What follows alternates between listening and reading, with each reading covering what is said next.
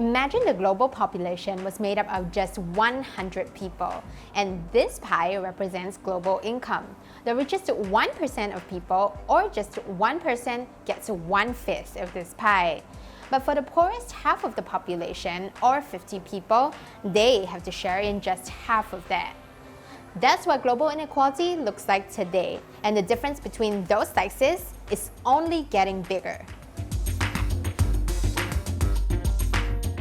Global income has grown over the past 4 decades, but so has income inequality in nearly every region of the world. Huge growth in Asia, particularly China and India, has meant that the bottom 50% income gained 12% of their overall growth. But that's nothing compared to the top 1%, which captured 27% of income growth. Those moves at the very top and bottom have left the global middle class squeezed. The poorest 90% of the US and EU's population falls within this bracket. It's this rising inequality that exploded into the global Occupy Wall Street movement.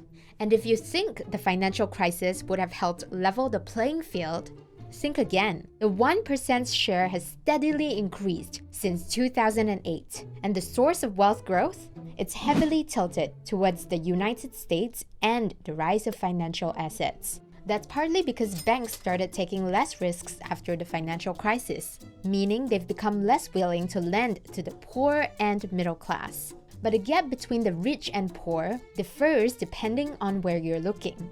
In Europe, the top 10% captures less than 40% of income. In the Middle East, they capture more than 60%. So, what's causing inequality? An obvious contributor is China and Russia's move away from communism, but that's just a tiny portion of the explanation. Fast technological changes have led to a greater demand for skilled labor, while automation has eliminated many jobs. That has led to a growing earnings gap between high and low-skilled workers. Until recently, trade was seen as a largely positive global force, but now it's become the bogeyman for rising inequality. Some people in wealthier countries say they're losing out because good jobs are being outsourced to workers in developing countries. 80% of Americans think sending jobs overseas harms America's workers. But it's not that simple. There's evidence that free trade has increased and decreased wages at the same time. Take Apple, for example. It's created 2 million jobs in the US, but it's also created more than twice that in China. In 2014, inequality came to the forefront of global discussion. That's because of French economist Thomas Piketty, who published a book called Capital in the 21st Century.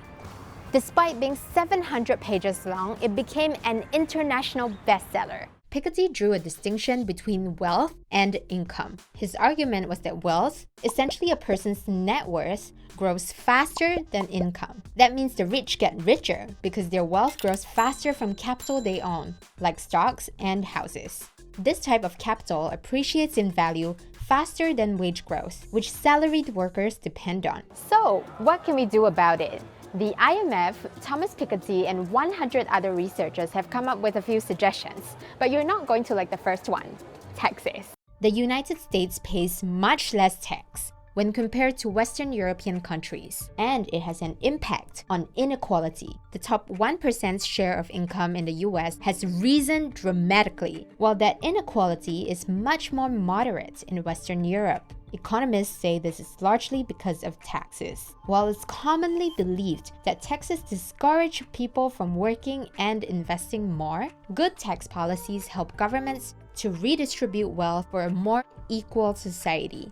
On top of that, the IMF also found that higher income taxes for the rich do not hurt growth. But that's if people actually pay them. At least 10% of global GDP is being held in tax havens. In 6 European countries alone, 350 billion euros is estimated to be hidden away. Shareholders benefit most from tax havens. But governments and societies suffer from the huge loss of revenue, which could be invested in public services and infrastructure.